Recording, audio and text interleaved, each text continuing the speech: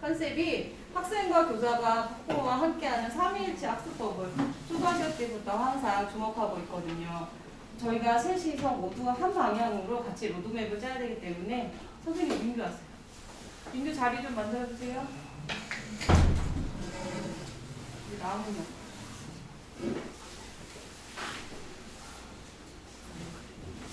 네, 이제부터 우리 친구들이 고등학생이 이제 막 된 친구들은 이제부터 시간이 아마 광속으로 갈 거예요. 연간 1,400시간의 정규 수업을 들어야 되고 3년이란 시간 동안 4,000시간 넘는 정규 수업을 받게 되는데요. 학원과 짝퉁 더 많겠죠. 이 시간 동안 우리 친구도 지치지 않도록 부모님도 함께 격려하면서 수험 생활을 같이 한다고 생각하셔야 돼요. 이 시간 힘들긴 하겠지만 보다 나은 미래를 위해서 아마 귀하고 값진 시간이 될 거고요. 지금부터 방향 설정을 잘해서 할 수 있는 한 최선을 다하시면 돼요. 저희가 힘껏 도와드릴 거고요. 혹시라도 중학교 때까지 공부를 열심히 하지 않아서 조금 걱정되는 친구가 있더라도 이제 다시 제로 베이스에서 다시 시작하는 거예요. 지금부터 할 수 있는 한 최선을 다하시면 되고요. 오늘 1부는 이제가 효과가 나오네요. 오늘 1부는 제가 기본 입시에 대한 기본 베이직 편을 준비했어요.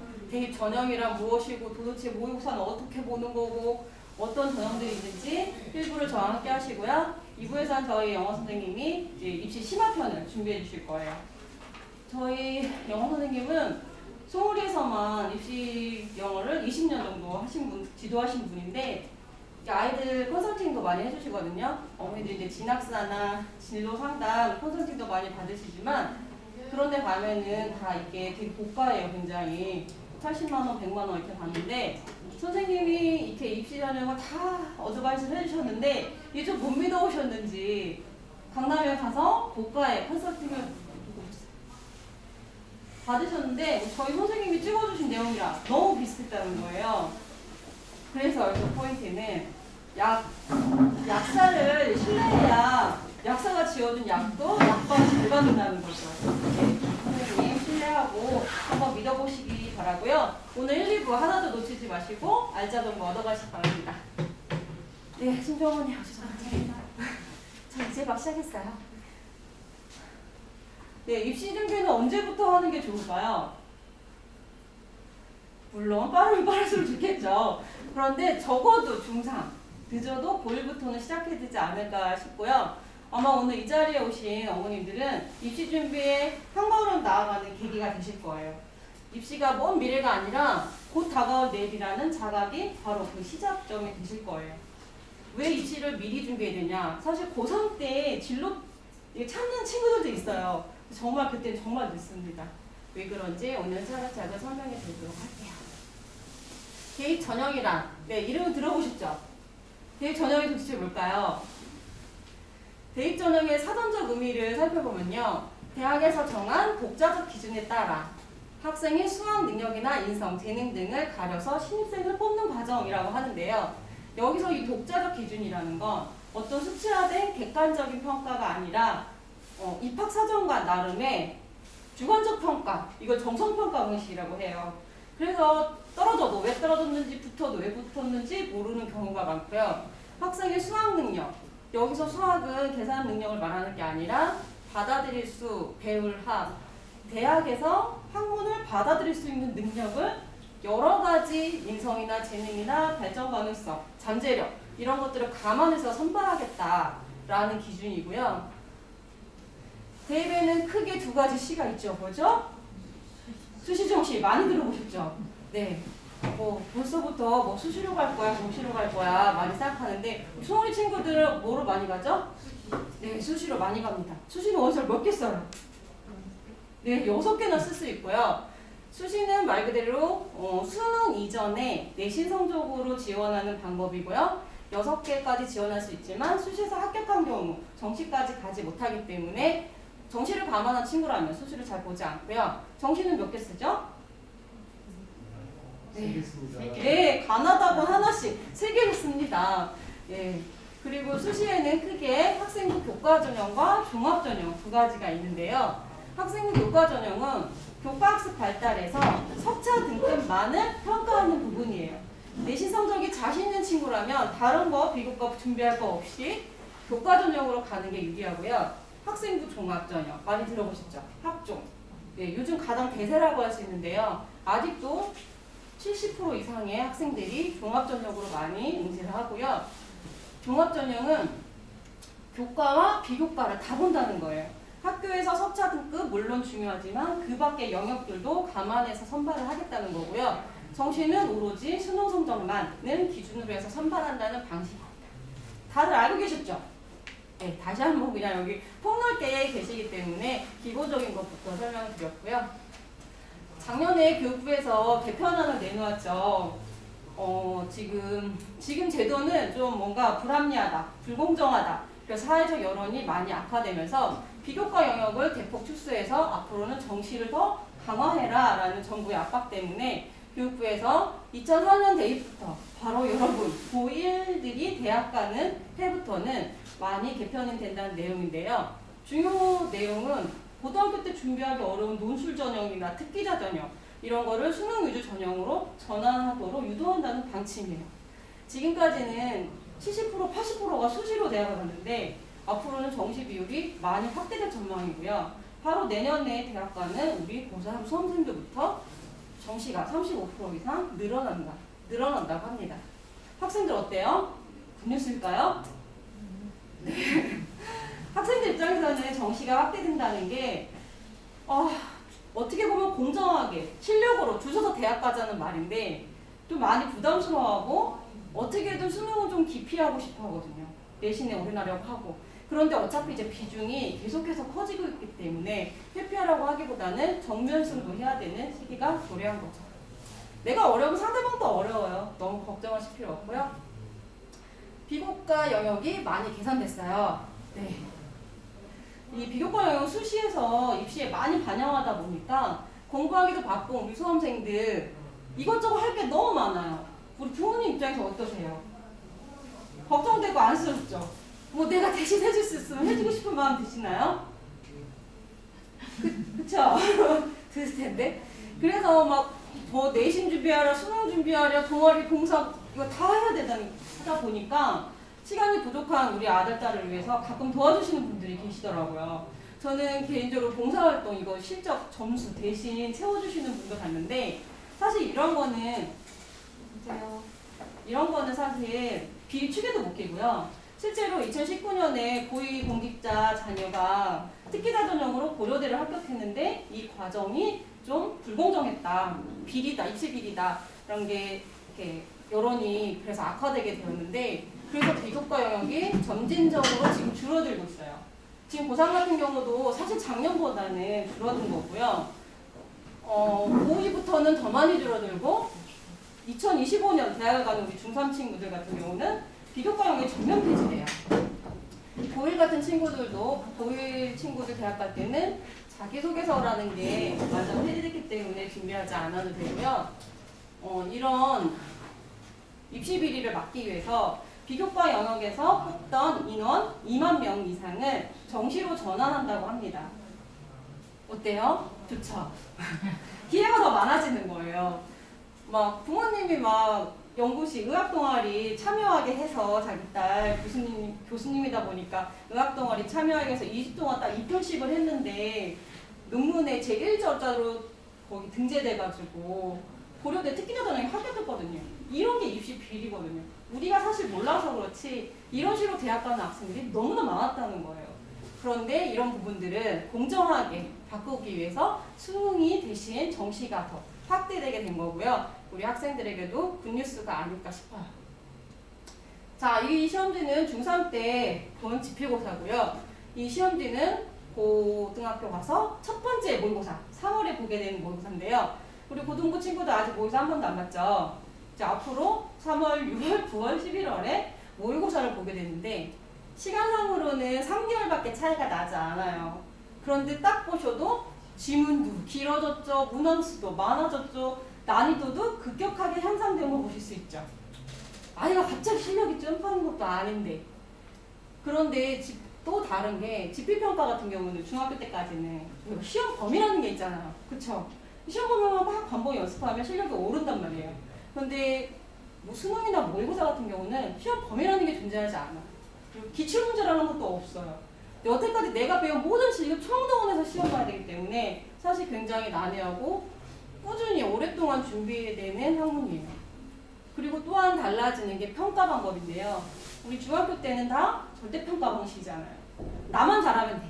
나 자신과의 싸움이야. 90점 이상만 맞으면 다 A를 주잖아요. 근데 고등학교 때는 다 상대평가예요. 나 자신과 싸우는 게 아니라 친구랑 싸우는 거예요. 덕일이 덕진이하고도 서로 경쟁을 해야 되는 거예요. 정말 치열한 세계에 돌입하게 됐는데요. 수능과 정시의 차이를 제가 간단하게 비교해 놓았는데요. 일단 시험 문제가 많아졌기 때문에 시험 시간도 길어졌고요. 지필고사는 항상 몇 과부터 몇 과 시험 범위야 이게 있었지만 수능에서는 시험 범위라는 게 없어요. 정말 폭넓게 공부해야 되고요. 아이들이 논리력, 독해, 사고력 이런 걸 요하기 때문에 실력 자체를 묻는 시험인 거예요.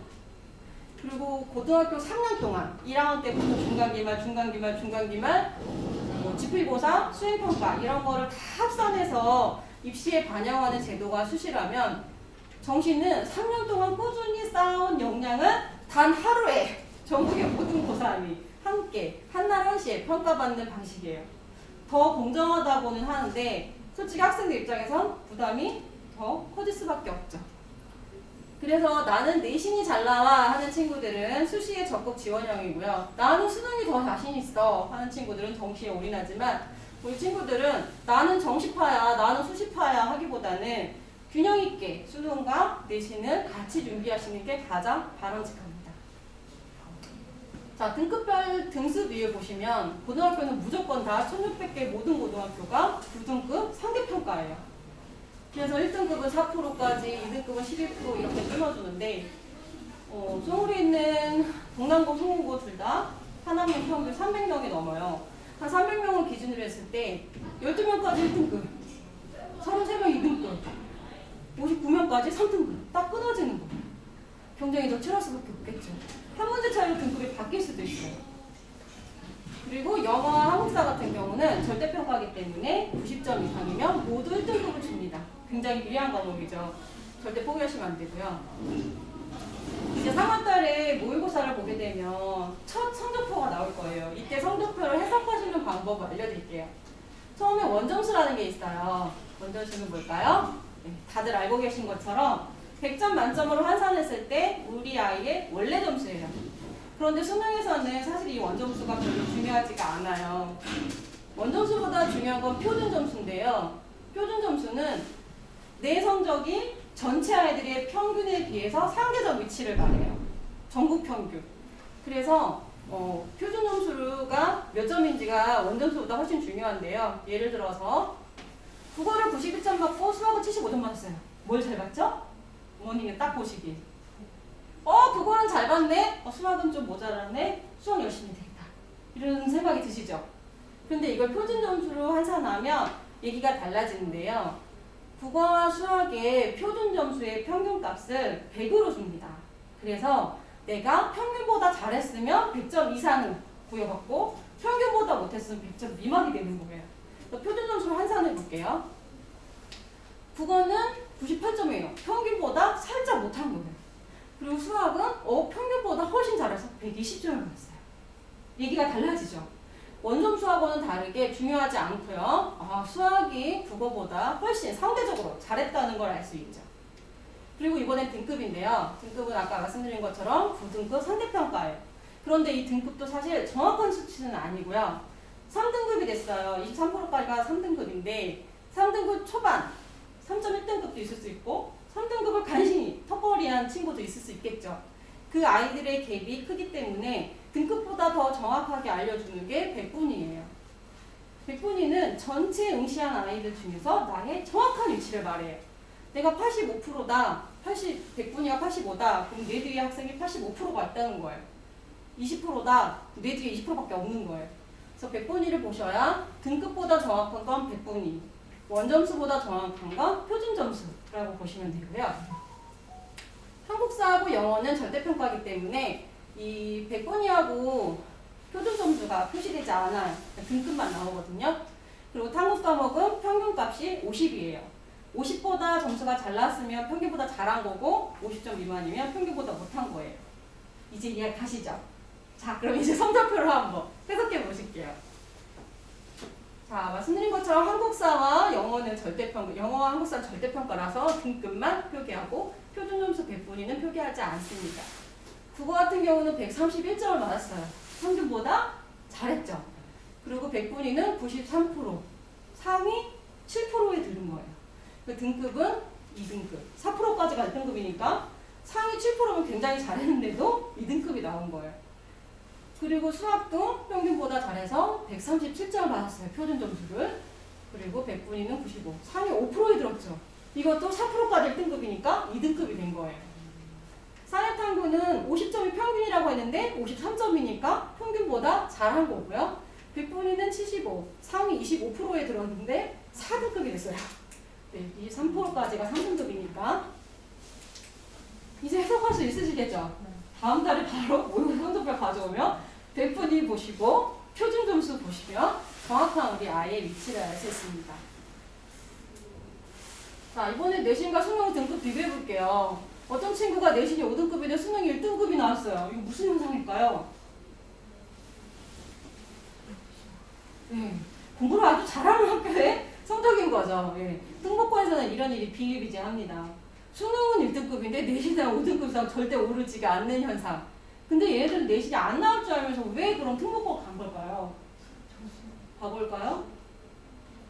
얘네는 정시 파이터가 되려고 하는 거예요. 어차피 나는 내신 필요 없어. 난 정시로 올인할 거야. 그렇기 때문에 내신 성적 포기하고 정시에 올인하는 거예요. 근데 특목고의 특성상 수능 위주의 수업을 계속해서 하기 때문에 수능 등급 올리기에는 더 유리한 거죠. 그런데 반대로 내신이 1등급이야. 나는 우리 학교에서 전교 1등이야. 그런데 수능은 3등급이야. 이건 뭘까요? 네, 일반고 학생들 이야기입니다. 그래서 상향 평준화 할 것이냐, 하향 평준화로 지원할 것이냐의 차이가 바로 이런 거예요. 내가 좀 상향 지원하면 수능은 잘 나오는데 내신이 안 나오고, 좀 하향 지원하면 내신 잘 나오는데 수능 안 나오는 거예요. 자, 이건 특목고 이야기고요. 우리 송우리를 한번 볼게요. 송우리는 비평준화 지역이죠. 그래서 다소 커트라인의 차이가 있어요. 동남 같은 경우 커트라인 123, 송우 같은 경우는 138.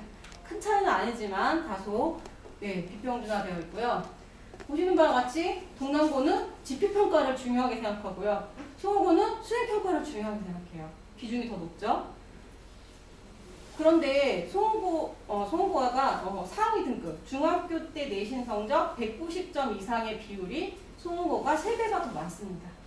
그만큼 잘하는 애들이 송우고에 많이 몰리다 보니까 나 그냥 송우고 때 내신 안 나오면 어떡해. 약간 동남 갈래 하는 상위권 친구들이 좀 있어요. 근데 우리 덕일이 덕진이 같은 경우도 난 동남고 나 1등급 맞을 거야. 이런 것도 하나 전략이 될 수 있어요. 네, 나쁘지 않고요. 그 대신 이제 나중에 수능을 보면 동남고 내신 1등급은 수능이 3, 4등급 나올 수 있어요. 그럼 평균치를 말하는 거예요. 그리고 송우 같은 경우는 내신 1등급이 수능이 2, 3등급 정도 나와준다는 거죠. 그래서 아이들이 난 잘하는 학교 가기 싫어 기피하는 것도 너무 지원하시면 안 돼요. 일단 갈수록 수능의 비중이, 정시의 비중이 높아지고 있기 때문에 조금 큰 차이가 아니기 때문에, 특목고 가는 게 아니기 때문에 상향 지원하는 것도 나쁘지 않다고 봅니다.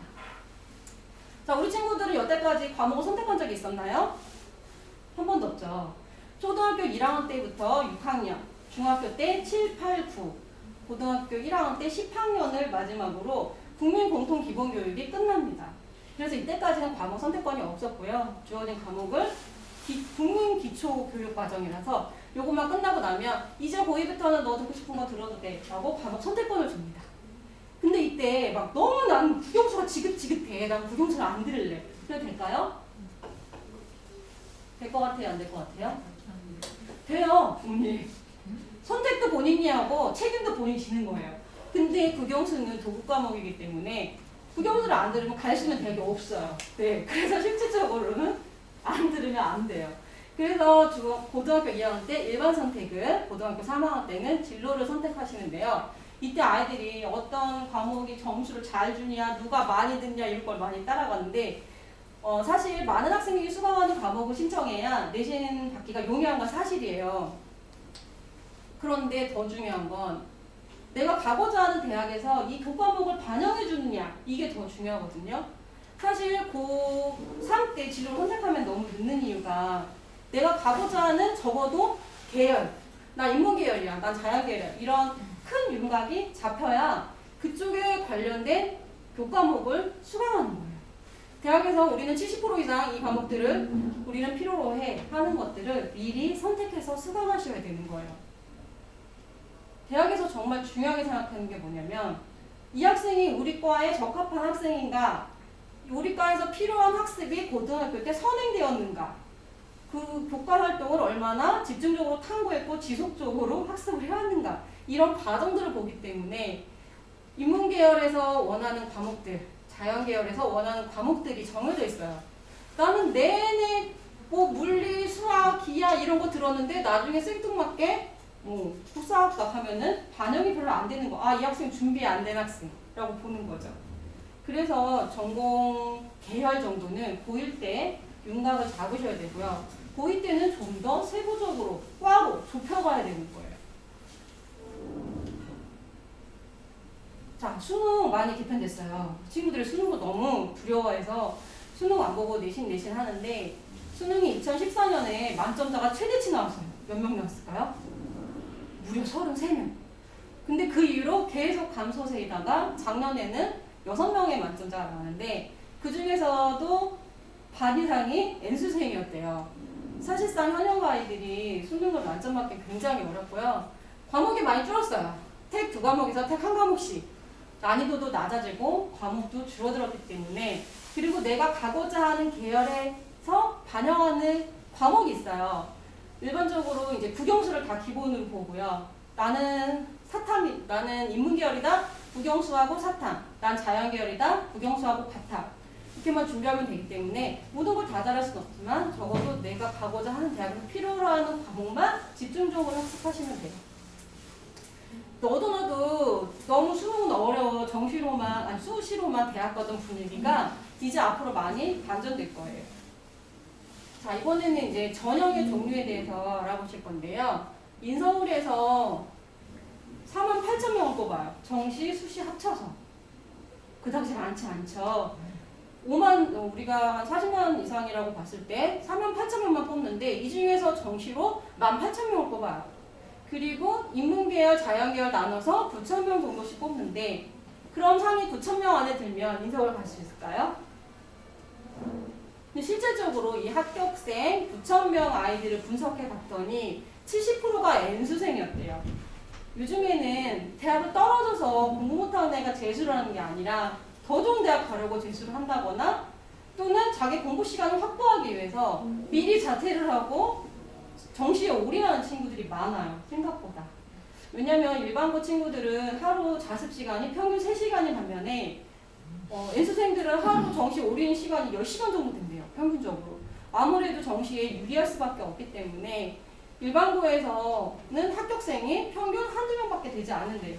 사실 이것도 특목자사고 얘기라서요. 우리 소영 같은 일반고 친구들이 나는 정시에 올인할 거야. 다소 무리가 있기 때문에 불가능한 건 아니지만 그다지 추천하는 전형은 아니고요. 이번 학생부 교과 전형. 아이들도 좋아하고 4년제 모든 대학에서 교과 전형을 채택하고 있습니다. 교과 전형은 말 그대로 학교 생활에서 교과 학습 발달, 석차 등급만 보기 때문에 내신 성적만 잘 준비하면 갈 수 있는 전형인데요. 인서울을 기준으로 봤을 때 인문계열은 평균 1사등급, 자연계열은 2.14등급. 네, 높기는 하지만 과마다 대학마다 다르지만 등급컷이 2.93, 3등급 이하는 서울에서 교과 전형은 조금 힘들고요. 그렇지만 전국의 많은 대학들이 교과 전형을 다 채택하고 있기 때문에 3등까지 아니어도 나는 교과 내신이 괜찮아, 나쁘지 않아 하는 친구들은 교과 전형 추천할 만합니다. 특히 내가 비교과 활동을 많이 하지 않았어, 이런 친구들에게도 추천할 만하고요. 이번에는 학종을 보실게요. 학생부 종합전형. 아이들도 가장 많이 선호하고 대학에서도 가장 많이 뽑는 전형이 학생부 종합전형인데요. 학종 같은 경우는 사실 내신 성적이 아주 우수하지 않더라도 내가 가고자 하는 대학의 전공 적합성, 발전 가능성, 역량, 잠재력 이런 것들을 잘 어필하면 들어가기가 아주 용이한 전형이에요. 여러 가지 교과활동 기본이고 동아리, 봉사, 진로, 수상교육 많은 것을 보지만 우리 고2, 고3 친구들은 사실 이런 걸 다 준비해야 돼요. 그렇지만 무턱대고 많이 하는 것보다 내가 가고자 하는 대학에서 필요로 하는 동아리 활동 정도, 그리고 수상 경력도 전에는 상이 많을수록 좋았는데 내가 뭐 영어 연구과에 진학한다 그러면 영어 말하기 대회 수상 성적 하나, 내가 자연계를 지망한다 과학 발표회 뭐 조립하기 설계하기 이런 거 대회 하나 정도만 준비하시면 되고요.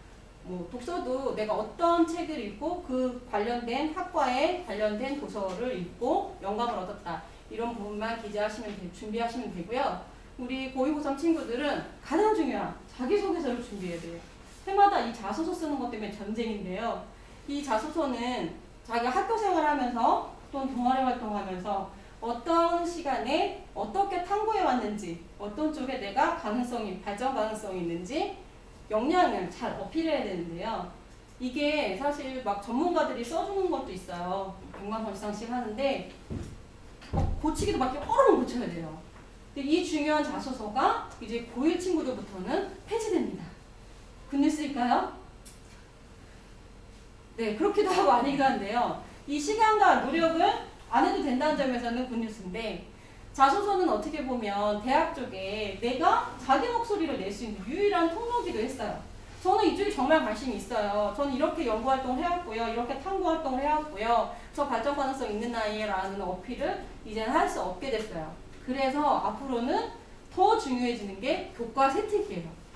과목당 500자, 각 교과목 선생님이 작성해 주시는 건데요. 이게 이제 자소서가 없기 때문에 더 중요해진 거죠. 자, 제가 샘플을 보여드릴게요. 이거는 교과목 선생님이 써주신 건데 한번 볼게요. 무척 영어 시간이에요. 무척 노력하는 학생이며 열정을 가지고 생각하는 모습 기특함. 어때요? 평범하죠? 네. 떨어진 세특이에요. 제가 이번에 합격한 세특을 보여드릴 건데, 대학에서 이 교과 세특을 보면서 중요하게 생각하는 부분은 이런 거예요. 자기 주도적 탐구 역량이 있는가, 비판적 사고가 있는가, 창의적 사고가 있는가, 협업 능력이 있는가예요. 그런데 그런 부분이 하나도 없이 노력하는, 구체적으로 뭘 노력했는지가 없죠. 열정을 가지고 생각하는 모습이 기특함, 선생님이 볼 때 그냥 기특하다는 거지 어떤 특정 활동을 하는 게 없기 때문에 좋지 않은, 떨어질 수밖에 없는 세특이었고요. 이번에 합격한 세특을 보여드릴게요. 문제 해결 능력을 위해 탐구력과 집중력이 매우 돋보이며 자기주도적인 학습 능력이 탁월한, 어떻게 탁월했는지도 나와요. 사람의 핵심 분석을 활동 보고서를 작성한 후 종족 번식에서 획형을 유지하는 방법, 혈액형에 관한 연구예요. 감시 분야에 일어날 수 있는 다양한 도배론 변이를 조사하며 조원들과 토의하는 등 수업 내용과 관련된 사파 내용을 스스로 찾아가며 학습하는 습관을 가진 학생. 탐구 능력 있죠? 소통과 협업 능력 있죠? 요 밑에도 보시면은 그분들이 이해하기 쉽게 그림으로 교실에 게시하여 게시함. 얼마나 발전 가능성이 있어 보이지 않습니까? 어디 보시기에도. 그런데 이렇게 중요한 교과 세특을 선생님이 그냥 알아서 잘 써주실 리가 없어요.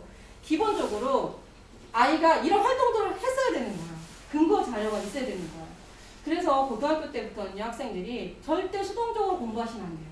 하라는 거 잘하고 하지 말라는 거 안 하고 이러시면 절대 안 되고, 자꾸 비판적 사고를 가지고 창의적 시도를 해봐야 되는 거예요.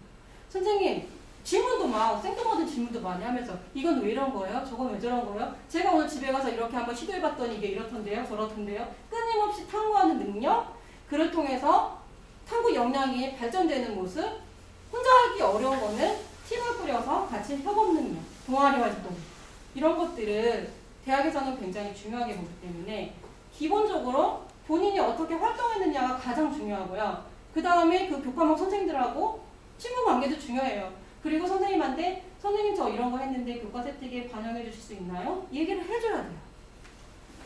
알아서 잘 해주시는 선생님들은 없어요. 왜냐하면 모든 학생을 선생님이 다 쓰기 때문에 특별히 신경 써야 되는 이유를 학생 스스로가 만들어줘야 되는 거예요. 어머님이 조금 개입을 하셔도 돼요. 사실 생활기록부 떼어달라고 하면 언제든 떼어주시거든요. 우리 준석이 2학년 때 것까지 생활기록부로 좀 볼 수 있을까요? 그럼 친절하게 떼어주실 거예요. 그러면 그걸 보시고 선생님 너무 감사해요. 너무 잘 써주셨는데 우리 준석이가 방학 때 이런 특기 활동도 했었는데 어디 뭐 프로그램에 참석했었는데 이거 반영해 줄 수 있나요? 얘기해도 될까요? 당연히 되죠. 강남에서는요, 이거 다 가세요, 어머니들이. 좋게 안 써주면 난리가 나요. 심지어는 완벽하게 이렇게 가이드 받은 걸 가지고 이대로 써주라 하는 분도 계세요. 근데 여기 서울의 어머니들 너무 선생님을 존경하시고 선생님한테 맡겨주시고 믿고 맡겨주셔갖고 이런 것들 안 하는데 앞으로 이런 것들이 자기소개서가 없기 때문에 더 중요해질 거라는 거죠. 자, 이번에는 너무 좋은 계산기를 알려드릴게요. 내신 등급 계산하기 이거 해보신 분 계세요? 지금까지 안 해보셨죠? 앞으로는 해보셔야 되는데 내신 등급이 계산하기가 사실 되게 난해해요. 과목별로 다르고 학년별로 다르고 대학에서 반영하는 정도도 다 다른데요. 너무 쉬운 방법 알려드릴 거니까 이거 꼭 기억하셨다가 가서 해보세요. 포털사이트에 대학 어디가를 검색하세요. 너무 쉽죠? 여기까지. 여기로 들어가서 일단 회원가입을 하시고요. 회원가입을 해야 내 성적에 대한 기록이 학기마다 계속 남아있어요.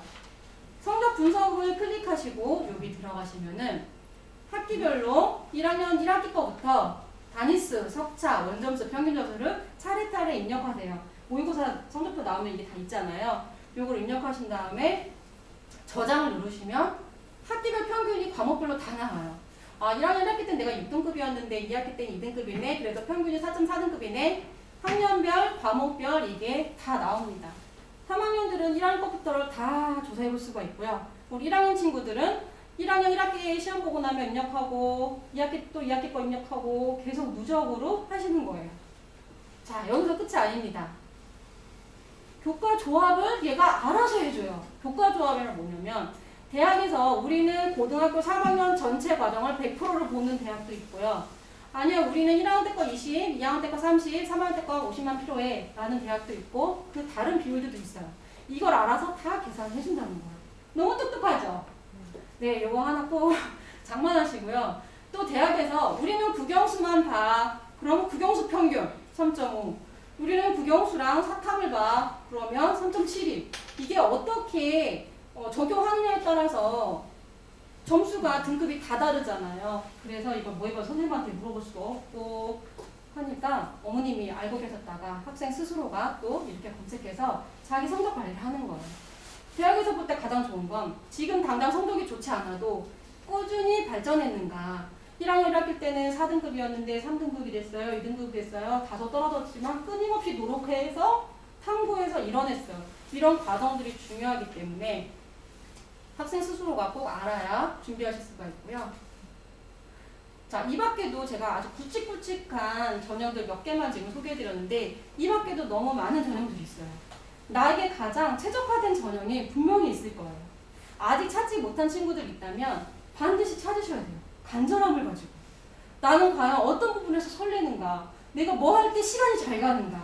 나 어디에 관심 있는지 학생 스스로가 꼭 이걸 찾으셔야 되고 그래서 미리 간접 체험도 해보는 거예요.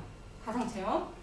그리고 나에게 맞는 전형은 무엇인가 이런 것도 뭐 사회 배려자 전형도 있고 검정고시 출신자 전형도 있고 다문화 가정 전형도 있고 여러 가지 전형들이 있는데 그 중에서 우리 송우리 친구들이 가장 유리한 전형이 있어요. 뭔지 아시죠? 네, 농어촌 전형. 송우리 아이들만 할 수 있는 거예요. 6년 동안 그 대신 6년 동안 송우리에 거주한 아이들만 죄송하지만 선단동을 안 되더라고요. 선단은 동이야. 송우리 아이들은 6년간 여기서 중고등학교를 다닌 친구들하면 농어촌 전형이 가능한데 이거를 채택하는 학교에서는 10%를 이걸로 선발해요. 경쟁률이 다른 거예요. 농어촌 전형으로 지원한 아이들을 하고만 경쟁을 하는 거기 때문에 훨씬 더 유리한 전형이고요. 그 밖에 또 유리한 전형이 있는데 지역 균형 선발 전형. 이거는 수도권에서 이번에 다 채택을 이제 광범위하게 하게 됐어요. 우리는 비록 시골이지만 고교 등급이 높지는 않지만 이 아이는 이 지역의 인재입니다. 예를 들어서 정우는 송우고의 송우리 지역을 대표할 만한 인재입니다. 라는 학교장 추천을 받게 되면 이거는 확률이 완전 높은 거예요. 물론 학교장 추천을 많은 학생을 써주지는 않지만 그래도 학교에서 괄목할 만한 좀 집중을 할 만한 학생이고 발전 가능성이 있다 보여지면 이것도 역시 부모님이나 학생이 선생님한테 말씀드려야 돼요. 선생님, 우리 정우는 선생님도 아시다시피 남다른 탁월함이 있잖아요.